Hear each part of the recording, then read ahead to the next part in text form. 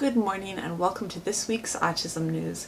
I am kicking off this week's news with the very good news, and that is that the President signed into law the Autism Cares Act of 2019. The earlier act was set to expire at the end of September, so we were right down to the line, and it had gone through the House and then it went through the Senate, and I had been talking about it as each week went by, and now it is signed into law. And those of us who were worried about funding for the coming years federally can breathe a sigh of relief. Autism Cares, or Autism Collaboration, Accountability, Research, Education, and Support Act, originated in 2006, and it allocates funding for research, prevalence tracking, screening, professional training, and other government-related activities that have to do with autism.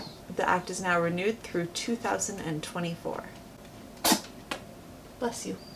In addition to that, the Autism Cares Act also calls for the Department of Health and Human Services to produce a report for Congress on the health and well-being of individuals with autism. Unfortunately, the news in Michigan wasn't quite so good.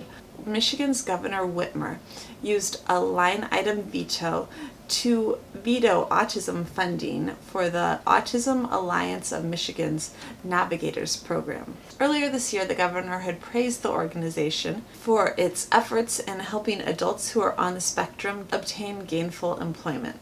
At the time, the governor had said it's made a difference in businesses and the lives of families across the state. I want you to know I recognize how important this is, and I am going to be an ally and a great partner as we continue to push forward and make Michigan a great state to be home, even if you've got a hurdle in front of you. On September 8th, Governor Whitmer signed a proclamation recognizing the work of direct support professionals who work with individuals who are on the spectrum. However, this week she went on to veto $1.47 million in grants for autism programs, including a $1.025 million appropriation that funds a fourth of the Autism Alliance of Michigan services for adults and children who are on the spectrum. The cuts came as a huge surprise to the Autism Alliance of Michigan, who knew going in that the funding had support from both sides of the aisle. In much more lighthearted news, Bubba is a 195-pound therapy alligator in Florida, and he made a special visit to the Gulf Coast School for Autism. Bubba plays a major role in the children's science program at the school. Children get to pet him, and they have a hands-on learning experience with the alligator. The assistant director of the school talked about how important it is for many of the kids who are such visual learners to have that hands-on experience and to see the alligator. Bubba's handler spoke about the sensory benefits of how an alligator feels different on different parts of his body, and how that is really, really neat for the kids, and how it can even be soothing.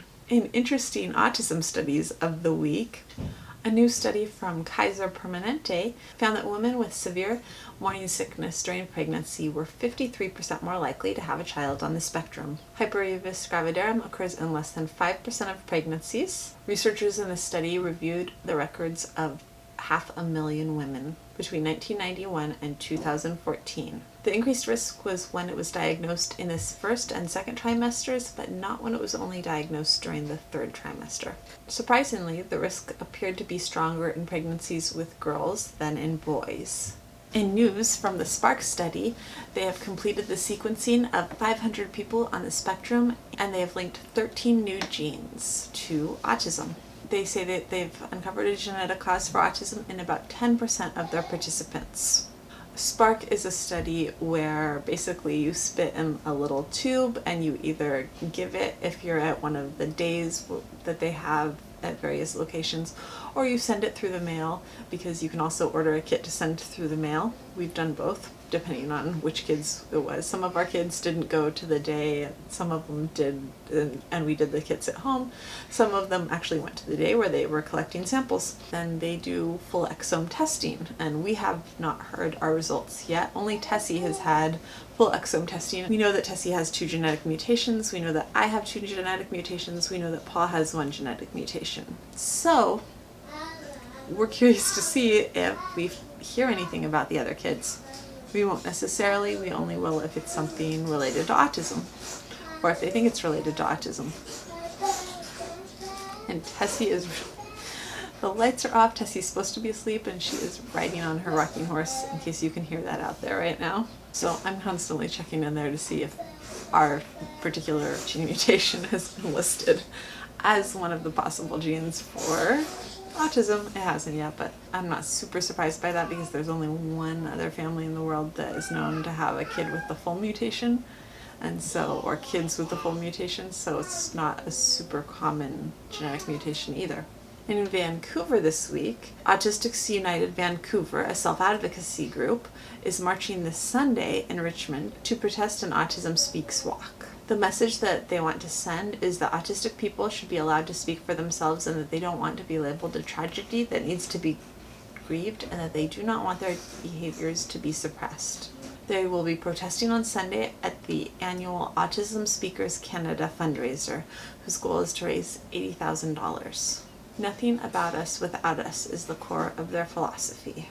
That is it for today. If you like this video, we'd love it if you'd give it a thumbs up, and if you're interested in all things autism, we'd love it if you'd hit subscribe, and I'll see you tomorrow. Bye.